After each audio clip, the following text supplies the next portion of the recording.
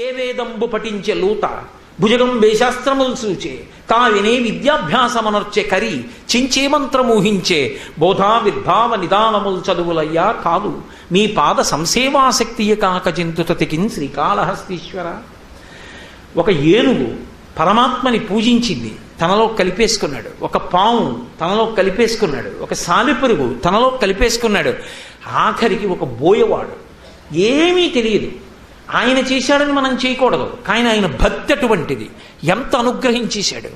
మార్గావర్తిత పాదుకా పశుపతే రంగస్య కూర్చాయతే గండూషంబు నిషేచనం పురరిపోర్ దివ్యాభిషేకాయతే కించిద్ భక్షిత మాంసశేష కబలం నవ్యోపహారాయతే భక్తి కిం న కరోత్యహో వనచరో భక్త్యావతంసాయకే అన్నారు శంకర భగవత్పాదులు శివానంద లహరిలో.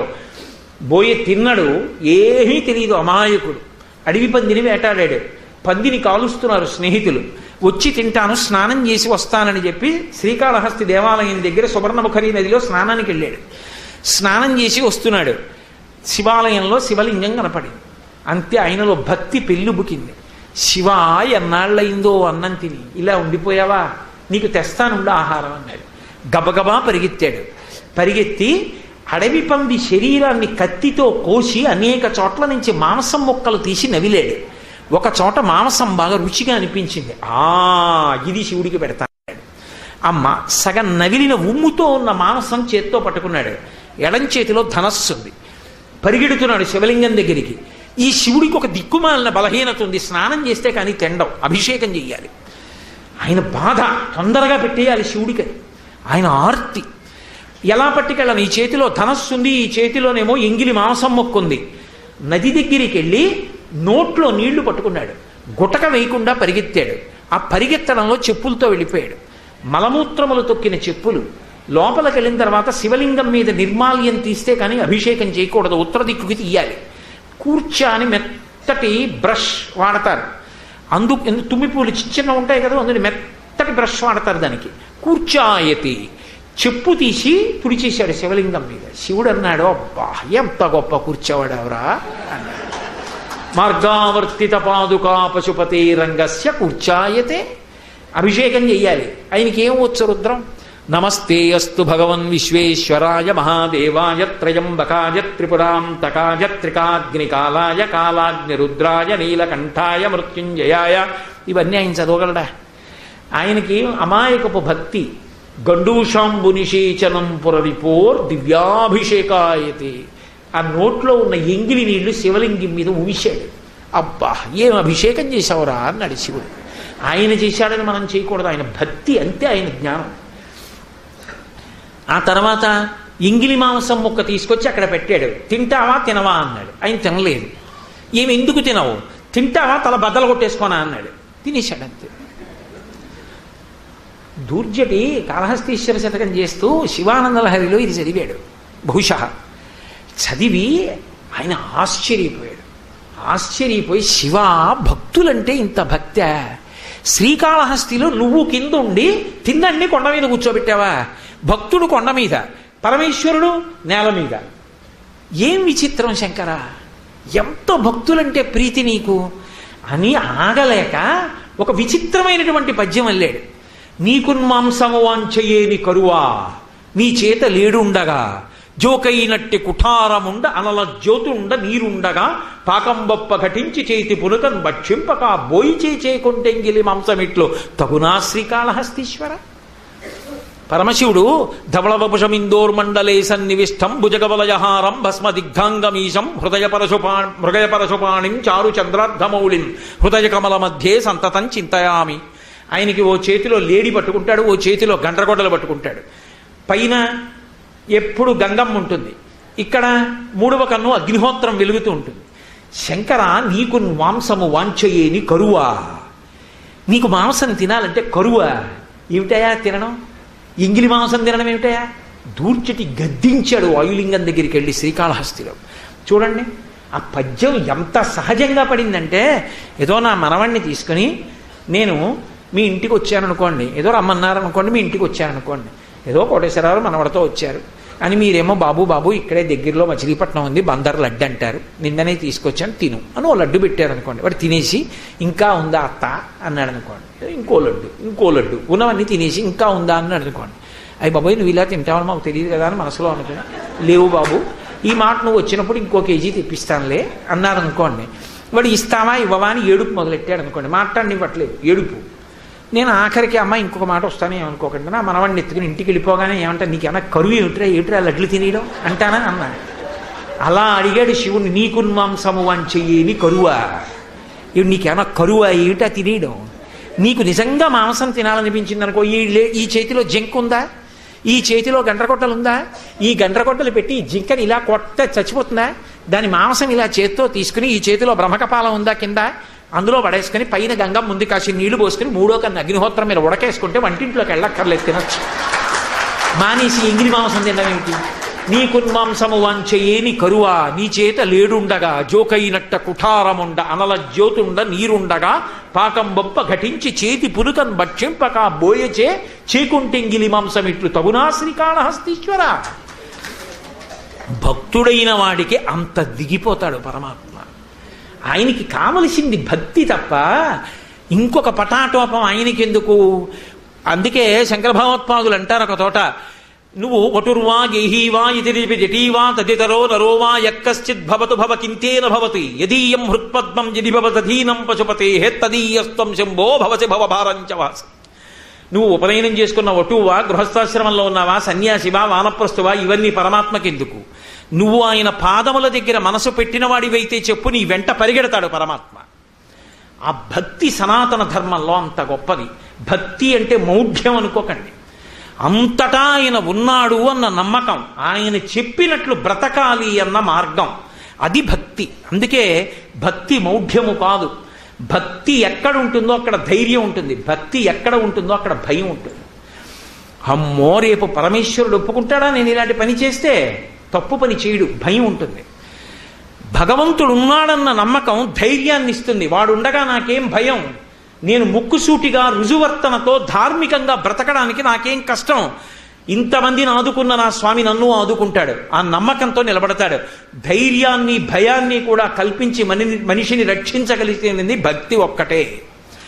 ఆ భక్తి అన్న మాటకు అర్థం ఏదో అదే పనిగా పువ్వులు పట్టుకెళ్ళి పూజ చేయమని కాదు. అంటే నా ఉద్దేశం పూజ చెయ్యొద్దని కాదు. గభీరే కాసారే విశితి విజనే ఘోర విపినే విశాలే శైలే చ భ్రమతి కుసుమర్ధంజనమతి సమర్ప్యై చేతస్సరజమమానాధభవతే సుఖేనా వస్తాతుం జనైహ నజానాతి కిమహో అంటారు శంకరులు. పట్టుకెళ్ళి అదే పనిగా పూజ చేయడం కాదు, పూజ చెయ్యొద్దని నా ఉద్దేశ్యం కాదు. కానీ భగవంతుడు ఎలా చెప్పాడో అలా బ్రతకడం భక్తి. అంతేకాని పట్టుకెళ్ళి ఊరికే తీసుకెళ్ళి ఏదో పదార్థాన్ని ఇవ్వడం భక్తి ఎందుకు అవుతుంది? ఆ పదార్థం అంతా పరమేశ్వరుడి యొక్క సృష్టి. అంతేకాని నేను కొత్తగా సృష్టించింది ఏమీ లేదు. మీరే ఆలోచించండి, నాకు 2 కొడుకులు ఉన్నారనుకోండి, నేను వద్దన్న పనులన్నీ చేసి బల్ల పైన చెయ్యి బల్ల కింద చెయ్యి పెట్టి రెండో కొడుకు డబ్బు సంపాదించి గండభేరుండం అంచు నా 2 జానల అంచు పంచి ఒకటి తీసుకొచ్చి షష్ఠి పూర్తిగా నాకు ఇచ్చాడు అనుకోండి, ఆ పంచకట్టుకు మురిసిపోతానా? పెద్ద కొడుకు పరమ ధార్మికంగా బ్రతికి 2 వేళ్ల వెడల్పు అంచు పంచ తీసుకొస్తే ఆ పంచకట్టుకు మురిసిపోతానా?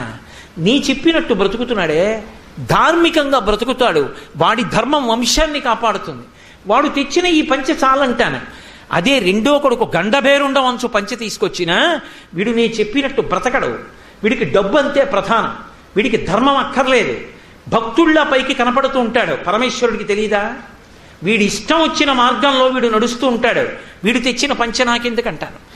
లౌకికంగా తండ్రినైన నేనే నా మాట వినని వాడి పట్ల అసహ్యించుకుంటే పరమేశ్వరుడు చెప్పినట్టు బ్రతకని వాడు భక్తుడిలా తీసుకెళ్లి ఎన్ని మారేడు దళాలేస్తాయని సంతోషిస్తాడు.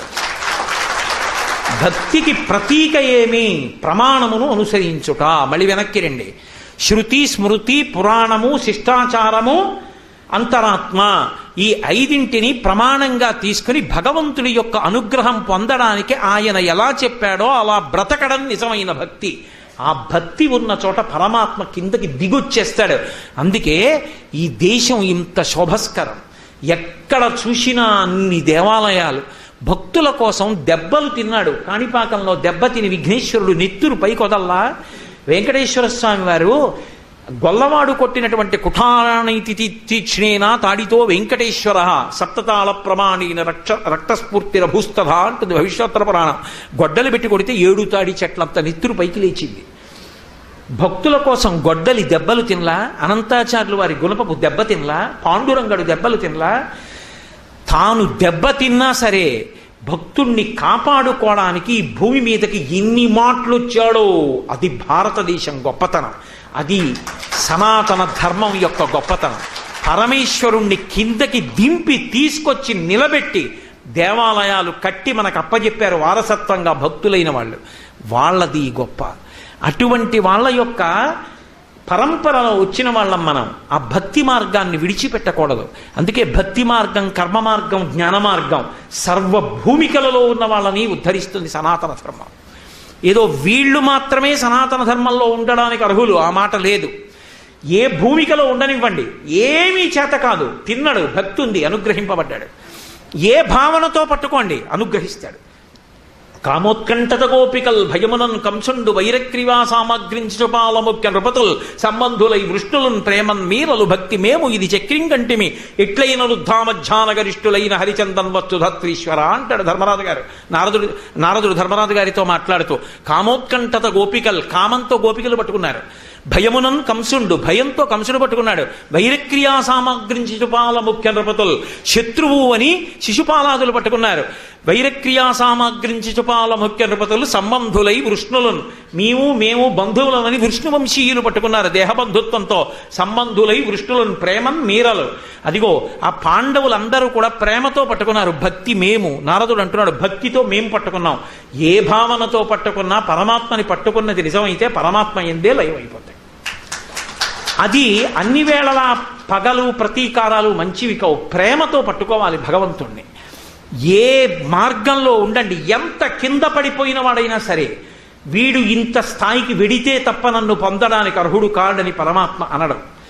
కడుపులో ఆ భక్తి ఉండాలి, గుండెల్లో భక్తి ఉండాలి తప్ప కౌగలించుకుంటాడు పరమాత్మ. అందుకే అంటాడు దూర్జటి, శ్రీశైలేచు భజింతునో యభవు కాంచీనాథు సేవింతునో కాశీవల్లభు కల్వబోధునో మహాకాళేషు సేవింతునో నా శీలం బణువైన మేరుబణుచున్ రక్షింపవే నీ కృపా శ్రీ శృంగార విలాసహాసములచే శ్రీకాళహస్తీశ్వర అంటాడు. ఆయన అనుగ్రహం కలగడానికి త్రికరణ శుద్ధిగా భక్తితో ఆయన చెప్పినట్టు ఎవడు బ్రతికాడో వాడిని నెత్తి మీద పెట్టుకుంటాడు. అందుకే తప్పు చేసిన చంద్రుణ్ణి నెత్తి మీద పెట్టుకున్నాడు. శరీరం కాలిపోయిన మన్మధుణ్ణి అమ్మవారు అనుగ్రహించింది. సనాతన ధర్మంలో ఏ భూమికలో మీరు ఏ స్థాయిలో ఉండండి, ఆయనని నమ్మి ఉన్నది నిజమైతే ఆయన పైకెత్తి తీరుతాడు. సర్వభూమికలలో ఉన్న వారిని ఉద్ధరిస్తుంది కాబట్టే సార్వభౌమమతమైంది సనాతన ధర్మం. ఎంతమందిని ఉద్ధరించింది, ఎన్ని చరిత్రలు, ఎంతమంది భక్తులు, ఎన్ని క్షేత్రాలు, ఎన్ని తీర్థాలు, ఎన్ని హోమాలు, ఎన్ని యజ్ఞాలు, ఎంత అద్భుతం. అటువంటి సనాతన ధర్మంలో పుట్టినందుకు పరమ సంతోషాన్ని పొందుతూ ఎన్ని జన్మలెత్తినా ఈశ్వరా నాకు సనాతన ధర్మంలో జన్మనిమ్మని ఆ పరదేవత పాదములు పట్టి ప్రార్థన చేస్తూ మళ్ళీ రేపు సాయంకాలం 6 గంటలకి కలుసుకున్నప్పుడు సనాతన ధర్మ వైశిష్ట్యం గురించి నా చేత తల్లి ప్రయోగించినంత మేర పలుకుతాను. మంగళాశాసన పరై వదాచార్య పురోగమై సర్వైశ్చ పూర్వైరాచార్యై సత్కృతాయాస్తు మంగళం. మంగళం కోసలేంద్రాయ మహనీయ గుణాత్మనే చక్రవర్తి తనూజాయ సర్వభౌమాయ మంగళం. ఉమాకాంతాయ కాంతాయ కామితార్థప్రదాయినే శ్రీగిరీశాయ దేవాయ మల్లినాథాయ మంగళం. సర్వం శ్రీ ఉమామహేశ్వర పరబ్రహ్మార్పణమస్తు. స్వస్తి.